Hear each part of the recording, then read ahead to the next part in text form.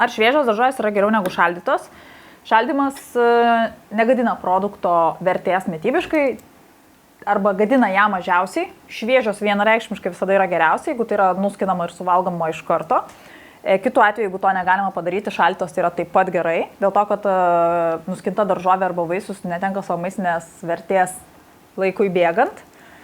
Ir jeigu jau šaldote, tada tiesiog turite žinoti tokį dalyką, kad šaldymas padidina tūrį, tai yra plus 9%, tai jeigu yra 100 ml, tai 109 ir dėl to kartais augalas sutrūksta, tiesiog jo struktūra, senelė sutrūksta, tai visi minkšti augalai, kaip šilauogės ar dar kažkas, jie išsipučia, jų ta struktūra tiesiog biškai šiek tiek sunaikina tas ląsteles ir jisai tada, kada atvėsta, jis nebebūna toks gražus savo formoje. Tai čia tik tais vienintelė problema, kuri vyksta. Kai būna, sako, šalti žirneliai per tobulos formos. Nu, nes taip, nes jos nuskina ir iš karto šalo. Tai yra tikrai daug geriau negu skirti žirnelius ir valgyti po nežinau belenkiek laiko. Aišku, vėlgi tada turime įti kitą etapą, lyginant naminis žirnelis ar pirktinis žirnelis. Tai jeigu naminis žirnelis, tai vienareikšmiškai yra gerai.